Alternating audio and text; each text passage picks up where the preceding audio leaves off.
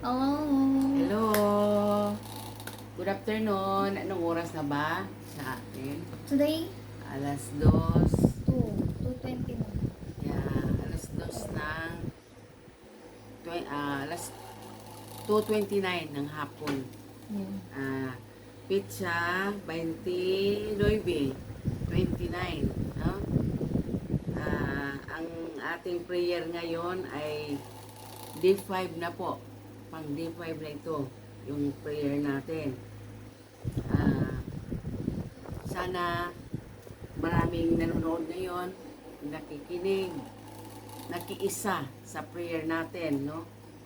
Para ma-glorify ang Panginoon.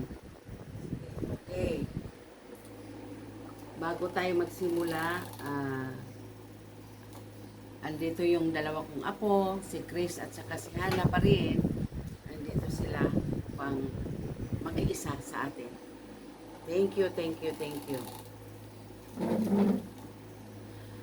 Heavenly Father, we gather before you with heart filled with gratitude and reverence. We thank you for your depth of prayer through which we can commune with you, our loving Creator, Lord Jesus Christ. You are our Savior and Redeemer, the source of our hope and strength. As we gather in prayer, may your Holy Spirit guide us and lead us deeper into the presence, as it is written in Romans 12:12. Be joyful and hope, patient and affection, faithful and prayer. Amen, no? Amen. Amen. Ah, andito si Chris. Ah, Siya po ang magbasa ng O Lord, in your presence, we find comfort and peace.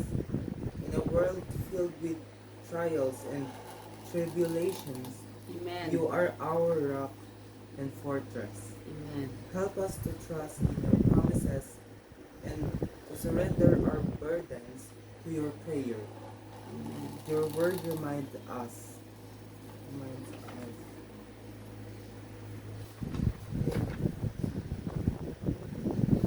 Your words reminds us in Jeremiah 29 verse 12, then you will call on me and come and pray to me, and I will listen to you. Amen. No? Amen. Amen. Ah, Precious Lord Jesus, you have called us to pray without ceasing. May we cultivate a spirit of prayer in our lives, knowing that you hear our very cry and answer according to your will. 1 John 5:14 assure us this is the confidence we have in approaching God, that if we ask anything according to His will, He hear us. So, nakikinig siya sa atin. Amen, no? Amen. Ah, Gracious Savior, we thank you for the power of your blood, Amen. which cleanses us from all sin. Amen. Help us to walk in the freedom and victory that you have won for us on the cross. Amen. Revelation 1:5. 1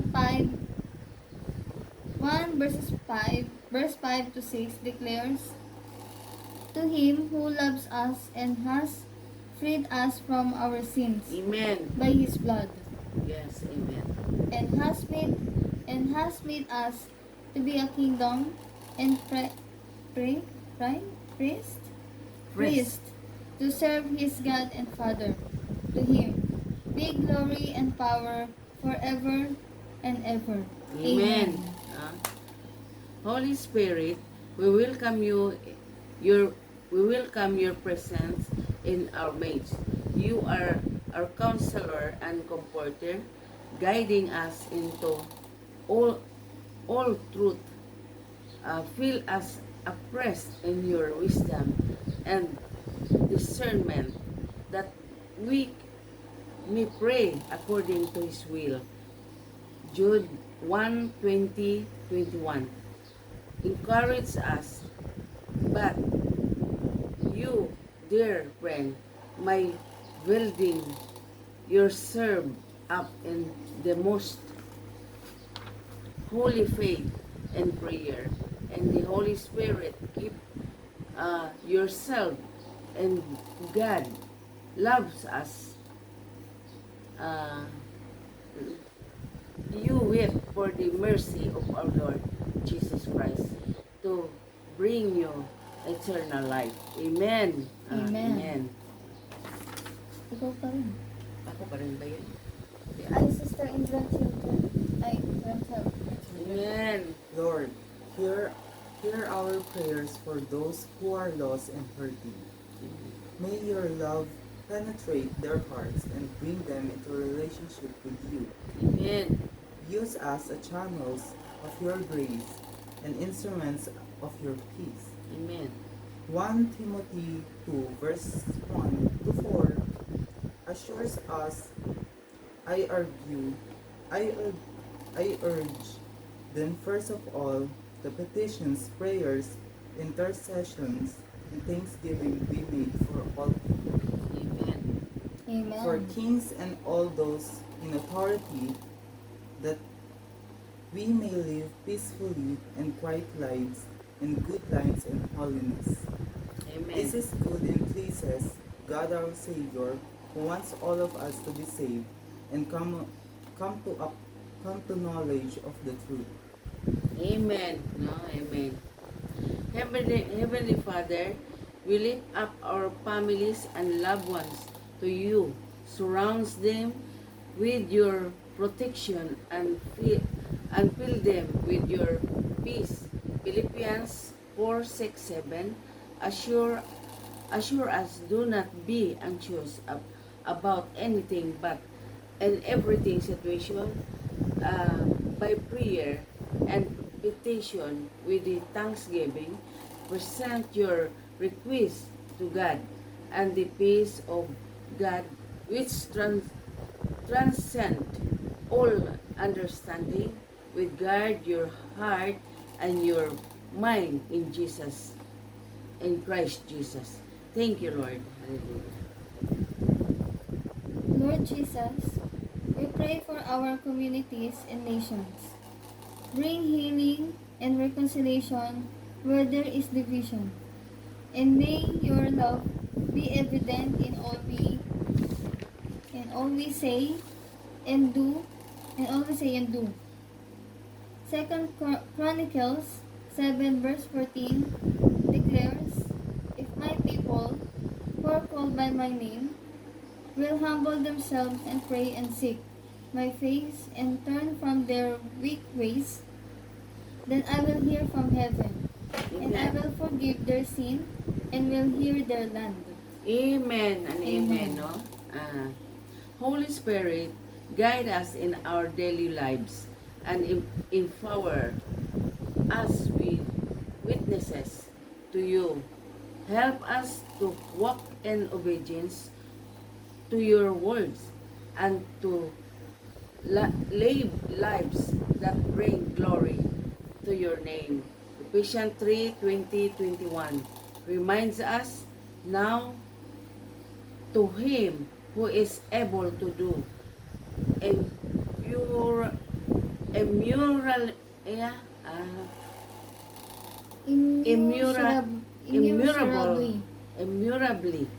immurably more than all we ask and imagine, according to His power that is the work within us.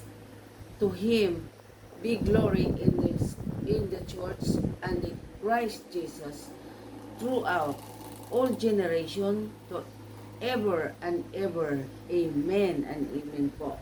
Thank you po Lord. Sa hapong ito, natapos na naman namin ang day 6 na, Day 5. day 5 na prayer. So, kami po ay nagpapasalamat sa inyong pagpatnubay at gabay sa aming Panginoon. At kayong mga kapatid na nanonood sa amin ngayon, nakikinig sa amin, we pray na kaisa namin kayo sa aming panalangin. At kung ano man po ang mga blessing natin sa ating buhay, iisa lang po tayo mga kapatid. So, kailangan natin ang prayer without ceasing. Yan ang utos ng Panginoon na kailangan natin gawin. So, tayo natatapos na naman. So, panibagong bukas na naman tayo sa number 6, day 6 na tayo sa bukas. So, thank you, and bye-bye mga kapatid. Thank you. God bless.